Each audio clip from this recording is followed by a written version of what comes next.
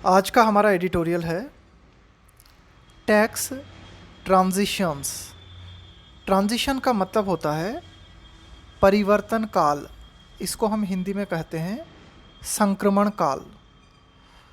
Tax transitions यानी कि हमें क्या देखने को मिल रहा है, जीएसटी के माध्यम से जो टैक्स प्राप्त हो रहा है उसमें धीरे धीरे परिवर्तन देखने को मिल रहा है।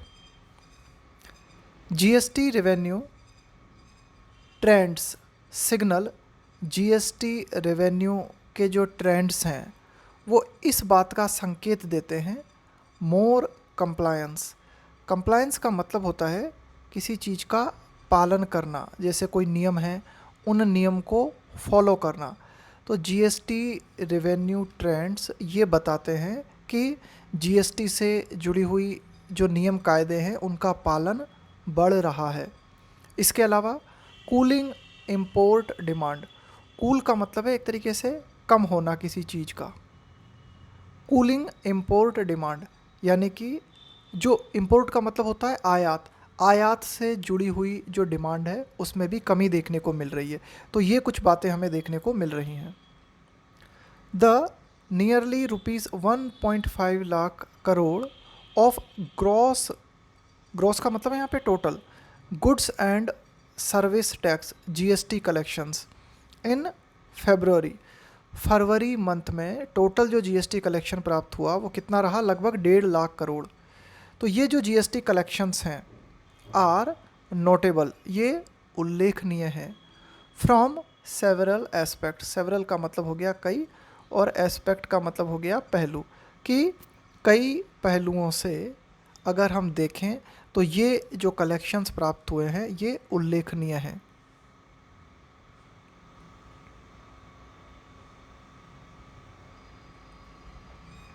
फर्स्ट, पहली बात, दे मार्क द 12th सक्सेसिव का मतलब होता है लगातार, एक के बाद एक month, that GST revenues have stay. Stay का मतलब है बने रहना, ओवर का मतलब है से ज़्यादा, से अधिक, रुपीज़ 1.4 लाख करोड़। पहली बात तो ये हमें देखने को मिली कि मार्क का मतलब है चिन्हित करना इस बात को, द 12th सक्सेसिव मंथ, कि लगातार 12वें महीने जो जीएसटी कलेक्शन है वो लगातार 1.4 लाख करोड़ से ऊपर बना रहा। एक तो ये बात हमें देखने को मिली। And the 4th highest single month kitty since the launch of the GST regime. यहाँ पे रेजिम से मतलब है सिस्टम, व्यवस्था, कि जब से जीएसटी रेजिम को हमने लागू किया है तब से अब तक हाईएस्ट जीएसटी जो प्राप्त हुआ है हमें, तो हम कह सकते हैं कि ये जो फरवरी का महीना रहा इसमें ये चौथा महीना था। The 4th highest single month, kitty का मतलब है यहाँ पे collection, since the launch of the GST regime, कि जब से जीएसटी हमने लागू किया है तब से लेकर अब तक अगर हम देखें वे 4 महीने जिनमें सर्वाधिक जीएसटी प्राप्त हुआ है, तो इसे हम कह सकते हैं कि ये जो फरवरी का महीना था 4th हाईएस्ट सिंगल मंथ जिसमें जीएसटी कलेक्शन बहुत हाई रहा। The average monthly GST collections in the first 11 months of 2022-23 now stand at rupees 1,49,776 crore.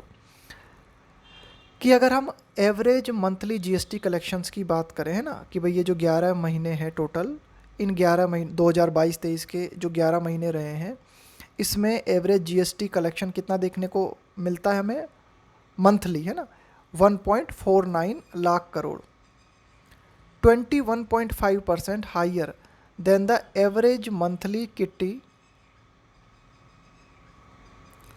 Of little over rupees 1.23 lakh crore through 2021-22। 2021-22 में जो मंथली कलेक्शन हमें देखने को मिला था जीएसटी वो कितना था, लगभग 1.23 लाख करोड़, और अब कितना रहा है, लगभग 1.49 लाख करोड़। तो इसमें कितना इजाफा हमें देखने को मिला है, 21.5% की बढ़ोतरी हमें जो है देखने को मिली है। ठीक है।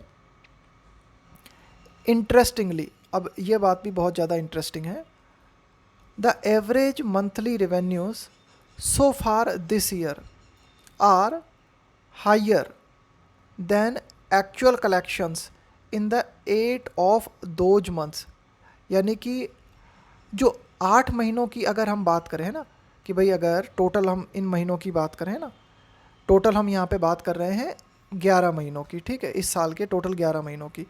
तो पहले के जो 8 महीने हैं, यानी कि 8 महीनों को अगर हम कैलकुलेट करें और इसके अलावा 3 महीने हैं हमारे पास, तो उन 3 महीनों को छोड़ के ये जो 8 महीने हैं, देखो ध्यान देना क्या मतलब इसका, average monthly revenues so far this year are higher than the actual collections in 8 of those month, कि 8 महीनों में जो एक्चुअल कलेक्शंस हुआ उससे ज़्यादा एवरेज मंथली रेवेन्यू है।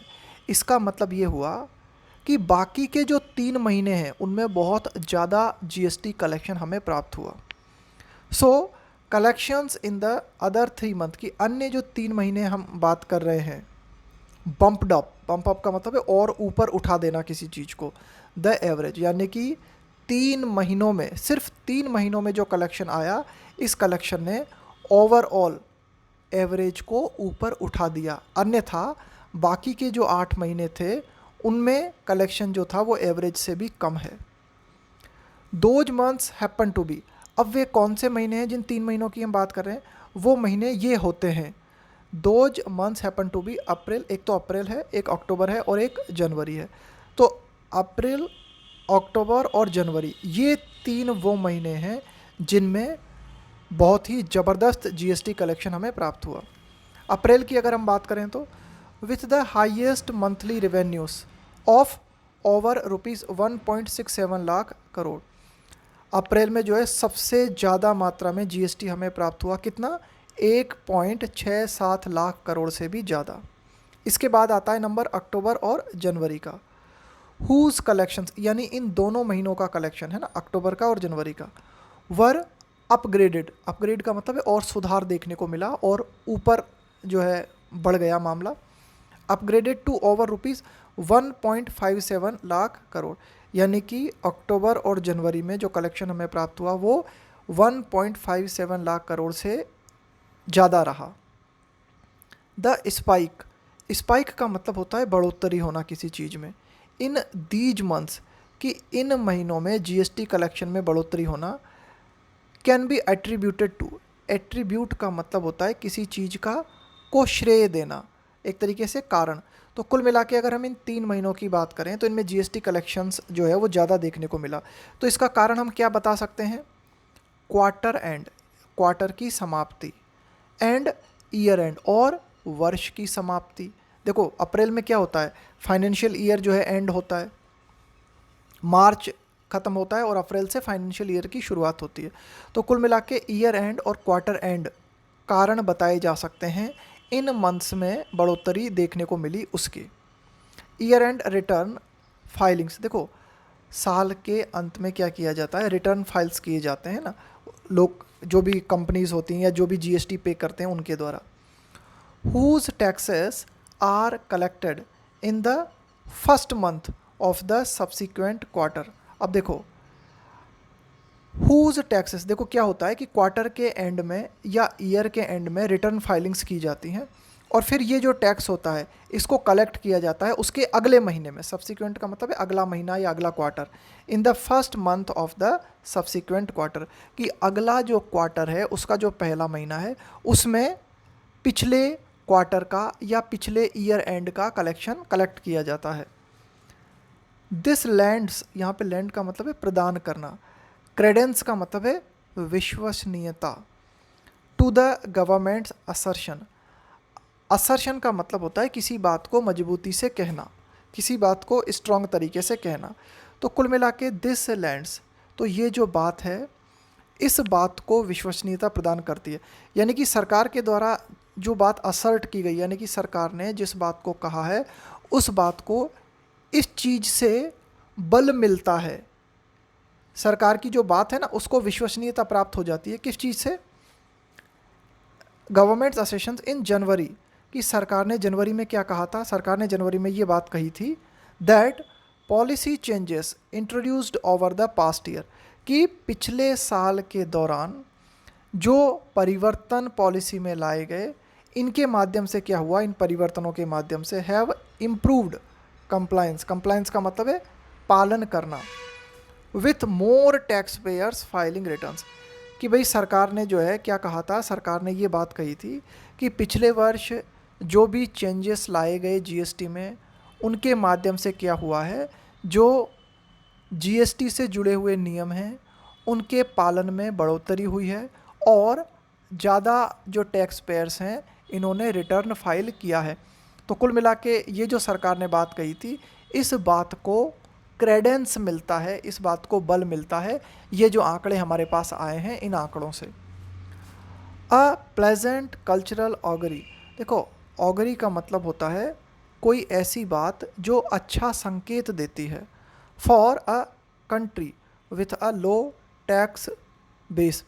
कुल मिला के भारत जैसे देश के लिए जहाँ की टैक्स बेस जो है वो बहुत ही लो है, यानी कि बहुत ज़्यादा मात्रा में लोग टैक्स नहीं देते, तो कुल मिला के अ प्लेजेंट कल्चरल ऑगरी, तो ये एक आप कह सकते हो कि बहुत ही अच्छी, बहुत ही प्लेजेंट है ना, बहुत ही फ्रेंडली या बहुत ही सुखद बात है, ये एक तरीके का अच्छा संकेत है एक ऐसे देश के लिए जहाँ टैक्स बेस बहुत ही लो है। तो वहाँ पर टैक्स बेस का बढ़ना और ज़्यादा मात्रा में टैक्स पेयर्स के द्वारा रिटर्न फाइल करना एक अच्छा संकेत है। मीनवाइल, इसी बीच हमें क्या देखने को मिला है, मीनवाइल अ परसेप्टिबल शिफ्ट। देखो परसेप्टिबल का मतलब होता है नोटिसेबल, है ना, जिसे आप नोटिस कर सको, जिसे आप देख सको।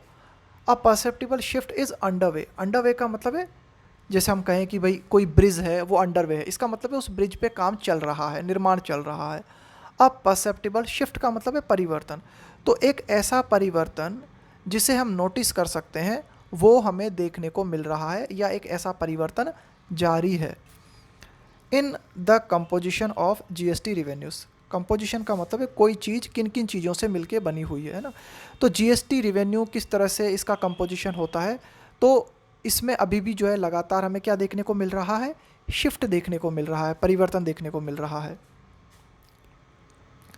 The first 10 months of this physical, कि इस वित्तीय, यहाँ पे फिजिकल से मतलब है वित्तीय वर्ष, कि इस वित्तीय वर्ष के शुरुआती 10 महीनों की अगर हम बात करें तो उन 10 महीनों ने ये देखा, उन 10 महीनों में क्या देखा गया, had seen revenues from goods import, यानी कि जिन वस्तुओं का आयात किया जाता है उनके माध्यम से जो रेवेन्यू हमें प्राप्त होता है, यानी कि जो जीएसटी कलेक्शन प्राप्त होता है, उसमें 29% की बढ़ोतरी हमें देखने को मिली। राइज का मतलब है इंक्रीज़ होना, बढ़ोतरी होना।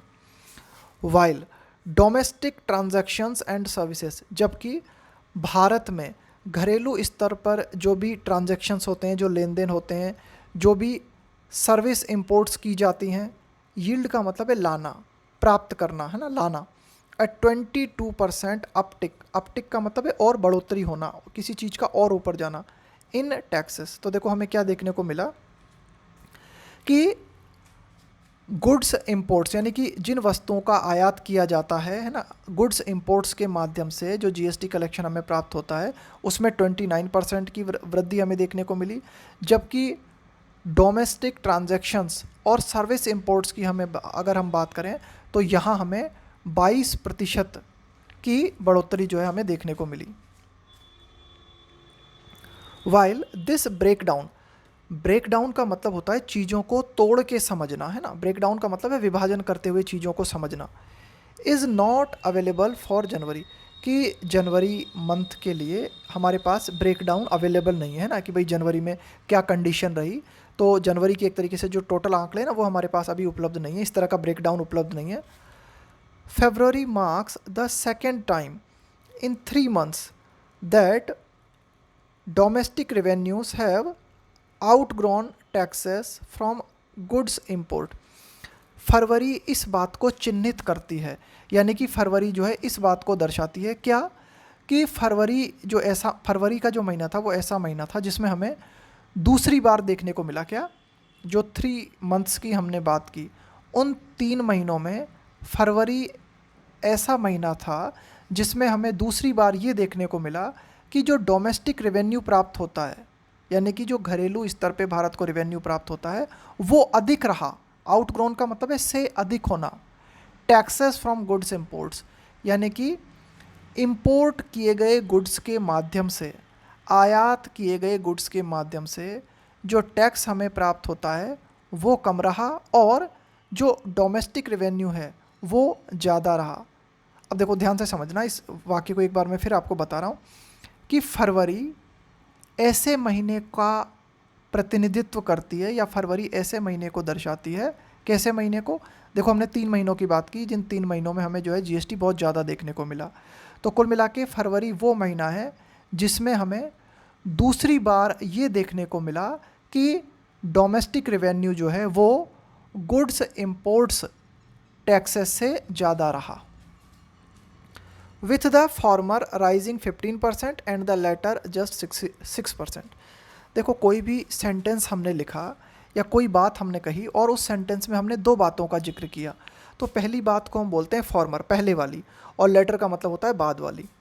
अब देखो यहाँ पे हम जो बात कर रहे हैं, यहाँ फॉर्मर से मतलब है डोमेस्टिक रेवेन्यू, है ना, ये है फॉर्मर, और लेटर बाद वाला, यहाँ हम बात करने वाले हैं रेवेन्यू फ्रॉम गुड्स इंपोर्ट। तो कुल मिला के जो डोमेस्टिक रेवेन्यू हमें प्राप्त हुआ वो कितना रहा? उसमें हमें 15% की बढ़ोतरी देखने को मिली। फरवरी महीने में जो डोमेस्टिक रेवेन्यू हमें प्राप्त हुआ उसमें 15% की वृद्धि देखने को मिली, और जो रेवेन्यू हमें गुड्स इंपोर्ट्स के माध्यम से प्राप्त हुआ उनमें मात्र 6% की वृद्धि देखने को मिली। तो ये होता है फॉर्मर और लेटर शब्द का प्रयोग। फॉर्मर यानी जिन 2 बातों का आपने जिक्र किया है, जिन 2 वस्तुओं का जिक्र आपने किया है, उसमें पहले वाली बात या पहले वाली वस्तु को कहेंगे फॉर्मर और बाद वाली को कहेंगे latter. While this is in tune, कोई भी चीज़ अगर ट्यून में है तो इसका मतलब है एक संगति आपको देखने को मिल रही है। जैसे आपके एक्शन जो लॉ एंड ऑर्डर है उसके ट्यून में है, इसका मतलब है आप लॉ एंड ऑर्डर के हिसाब से ही काम कर रहे हो, एक संगति देखने को मिल रही है ना। While this is in tune with a sharp dip, dip का मतलब है कमी आना, इन इम्पोर्ट्स इन जनवरी। अब देखो ये जो आंकड़े हमें देखने को मिले हैं बिल्कुल संगत दिखाई देते हैं। क्यों? क्योंकि बहुत ही तीव्र, शार्प डिप का मतलब है तीव्र कमी हमें देखने को मिली जनवरी में इम्पोर्ट्स में, आयात में। इट ऑल्सो सिग्नल, साथ ही साथ इस बात को भी हमें देखने को मिलता है ना, ये इस बात को भी संकेत करती है अ लाइकली, लाइकली का मतलब है जिसके होने की संभावना है, चांसेस हैं। कूलिंग का मतलब है कमी आना, ऑफ डिस्क्रेशनरी डोमेस्टिक डिमांड, साथ ही साथ ये डोमेस्टिक डिमांड में कमी आने का भी संकेत है। देखो डिस्क्रेशनरी का मतलब होता है डिस्क्रेशनरी पावर, विवेक के अधीन होना। देखो डिस्क्रेशनरी डिसीजन का मतलब होता है आप अपने विवेक से डिसाइड करते हो कि भाई आपको क्या करना है क्या नहीं करना है। जब उपभोक्ता अपने विवेक का प्रयोग करते हुए कुछ करता है तो उसे हम बोलते हैं कि भाई ये उपभोक्ता की डिस्क्रिशनरी पावर है। तो कुल मिला के डिस्क्रिशनरी डोमेस्टिक डिमांड जो है उसमें भी हमें कमी देखने को मिली है। That had been driving up, ये जो डोमेस्टिक डिमांड है ये क्या कर रही थी? ड्राइविंग अप, ऊपर ले जा रही थी, यानी कि बढ़ा रही थी। किस चीज़ को? द इम्पोर्ट बिल, की जो लगातार डोमेस्टिक डिमांड है थी वो क्या कर रही थी? इम्पोर्ट बिल को लगातार बढ़ा रही थी। अलॉन्ग विथ का मतलब होता है के साथ में। एलिवेटेड का मतलब है और ज़्यादा बढ़ी हुई। एलिवेटेड कॉमोडिटी प्राइसेस, कि भाई इसी के साथ हमें क्या देखने को मिल रहा था? कई जो कॉमोडिटी प्राइसेस हैं उनमें भी जो है बढ़ोतरी देखने को मिल रही थी। डोमेस्टिक डिमांड जो है लगातार क्या काम कर रही थी? डोमेस्टिक डिमांड जो है बनी हुई थी, ठीक है। तो इसके माध्यम से जो इम्पोर्ट बिल हैं वो भी लगातार जो है हाई बने हुए थे, और साथ ही साथ विभिन्न वस्तुओं की जो प्राइसेस हैं, जो कमोडिटी प्राइसेस हैं, वो भी ऊंचे बने हुए थे।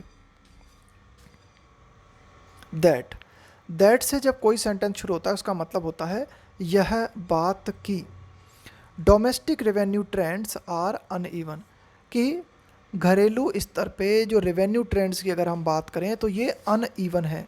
अनइवन का मतलब होता है असमान होना। With sharp variations across states, sharp variations का मतलब है तीव्र परिवर्तन हमें देखने को मिल रहे हैं, तीव्र बदलाव यानी कि विभिन्न राज्यों की अगर हम बात करें तो जो डोमेस्टिक रेवेन्यू ट्रेंड्स हैं वो बहुत ही ज़्यादा असमान देखने को मिल रहे हैं। तो ये जो फैक्ट है, ये जो बात है, is another cause for concern, ये एक और चिंता का कारण है। The 2023-24 budget expects GST revenue growth to slow from about 22% this year to 12%। देखो 2023-24 का जो बजट है वो ये एक्सपेक्ट करता है, क्या एक्सपेक्ट करता है कि जीएसटी रेवेन्यू ग्रोथ कितनी रहेगी, स्लो रहेगी 2023-24 में। इस साल कितनी रही ग्रोथ, 22% हमें देखने को मिली। पिछले साल की तुलना में इस साल जो ग्रोथ हमें देखने को मिली 22% देखने को मिली, लेकिन ये ग्रोथ जो है स्लो हो जाएगी, डाउन रहेगी, और कितनी देखने को मिलेगी इस 2023-24 बजट में 12% ग्रोथ देखने को मिलेगी। With tax buoyancy expected to drop, ऐसा क्यों है, क्योंकि जो टैक्स बॉयंसी है, देखो बॉयंसी का मतलब है यहाँ पे एक तरीके से आप कह सकते हो बॉयंसी का मतलब high level of activity in an economic market. Tax buoyancy expected to drop, कि ओवरऑल जो टैक्स है उसमें कमी हमें देखने को मिलेगी, और इस ओवरऑल टैक्स में कमी के कारण जो ओवरऑल जीएसटी रेवेन्यू ग्रोथ है उसमें भी हमें कमी देखने को मिलेगी। That represents a pragmatic outlook, यह बात जो है एक व्यवहारिक आउटलुक का मतलब है एक तरीके का आपको कह सकते हो एक नज़रिया, कि एक प्रैग्मेटिक का मतलब है व्यवहारिक, practical. That represents a pragmatic outlook, amid का मतलब है के बीच। अब देखो इस साल यानी कि 2023-24 में हमें जीएसटी रेवेन्यू ग्रोथ जो है वो कम देखने को मिलेगी, तो ये प्रैक्टिकल भी है। अमिड का मतलब है के बीच। A world tightening its belt, tight one's belt, इसका मतलब होता है कमर कस लेना, इसका मतलब है बहुत ही सतर्क हो जाना। फॉर अ स्लो डाउन, क्यों, क्योंकि पूरा विश्व जो है वो मंदी के लिए तैयार हो रहा है, यानी कि पूरे विश्व को लग रहा है कि इस साल जो है मंदी, आर्थिक मंदी जो है झेलनी पड़ेगी। तो जब पूरे विश्व को आर्थिक मंदी झेलनी पड़ेगी, पूरा विश्व आर्थिक मंदी के लिए तैयार है, तो ऐसे में हम देख रहे हैं कि जो जीएसटी रेवेन्यू है उस ग्रोथ में भी कमी आएगी। तो ये एक प्रैग्मेटिक भी है, व्यवहारिक भी है। बट लेकिन द फाइनेंस मिनिस्ट्रीज अटेम्प्ट, लेकिन वित्त मंत्रालय के द्वारा ये जो प्रयास किया गया है, क्या प्रयास किया गया है, to play up February's GST kitty by arguing. देखो प्ले अप का मतलब है किसी चीज़ को और ज़्यादा आप बड़ा चढ़ा के बताते हो, है ना, उसको और ज़्यादा एम्फेसाइज करते हो, है ना, उसके महत्व को और ज़्यादा दिखलाते हो। तो वित्त मंत्रालय के द्वारा ये जो प्रयास किया गया, यानी कि फरवरी का जो जीएसटी कलेक्शन था उसको बहुत ही ज़्यादा महत्व देकर बताया गया। ये ये तर्क देते हुए कहा गया कि the 28 day month normally witnesses, यहाँ विटनेस का मतलब है देखने को मिलता है, कि भाई जनरली 28 दिनों का जो महीना होता है उसमें हमें ये देखने को मिलता है क्या, लोअर रेवेन्यूज़, उसमें जो रेवेन्यू होता है वो कम होता है। तो कुल मिला के वित्त मंत्रालय के द्वारा ये जो आर्ग्यूमेंट दिया गया है ना, कि भाई फरवरी में जीएसटी कलेक्शन जो है बहुत ही हाई रहा है, जबकि नॉर्मली फरवरी में जीएसटी कलेक्शन जो है वो कम देखने को मिलता है। तो ये जो आर्ग्यूमेंट दिया गया है वित्त मंत्रालय का, ये जो अटेम्प्ट है, इज डिसइंजेनुअस। डिसइंजेनुअस का मतलब होता है बेईमानी से भरा हुआ, डिसऑनेस्ट। तो ये जो प्रयास है ये डिसऑनेस्ट प्रयास है, एंड अननेसेसरी, और ये मतलब नेसेसरी भी नहीं था, ऐसा कहना कोई ज़रूरी भी नहीं था। ऐसा इसलिए दीज रेवेन्यूज परटेंड टू, कि फरवरी में ये जो रेवेन्यू से संबंधित जो आंकड़े हैं ये संबंधित हैं, परटेन के साथ में आता है टू प्रीपोजिशन, परटेन टू का मतलब होता है संबंधित होना, ट्रांजैक्शंस का मतलब है लेन देन, अंडरटेकन जो कि किए गए, over the 31 days of January. कुल मिला के फरवरी के ये जो जीएसटी आंकड़े हैं ये किस चीज़ से संबंधित हैं, ये उन लेन देन से संबंधित हैं जो जनवरी में 31 दिनों के भीतर किए गए। कुल मिला के ये जो फरवरी के जो आंकड़े हैं ना ये जनवरी को रिप्रेजेंट कर रहे हैं।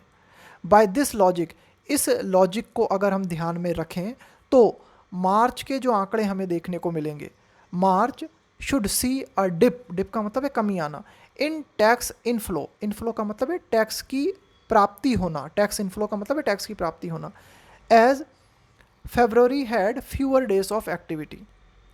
कुल मिला के हम यहाँ क्या कहना चाह रहे हैं कि फरवरी में जो जीएसटी कलेक्शन है वो ज़्यादा रहा है, वो जनवरी के 31 दिनों के ट्रांजैक्शन को रिप्रेजेंट करता है। और इसी लॉजिक को अगर हम ध्यान में रखें तो मार्च में ऐसा देखने को मिलना चाहिए क्या, कि मार्च में टैक्स इनफ्लोज में कमी देखने को मिलनी चाहिए। वो इसलिए क्योंकि फरवरी जो थी उसमें आप कह सकते हो कि जो भी ट्रांजैक्शन से जुड़ी हुई जो भी एक्टिविटीज़ थी वो कम थी, है ना। फरवरी 28 दिनों का महीना था, तो इसके अनुसार जो मार्च का महीना है उसमें टैक्स इनफ्लोस में कमी आनी चाहिए। ये था हमारा आज का एडिटोरियल।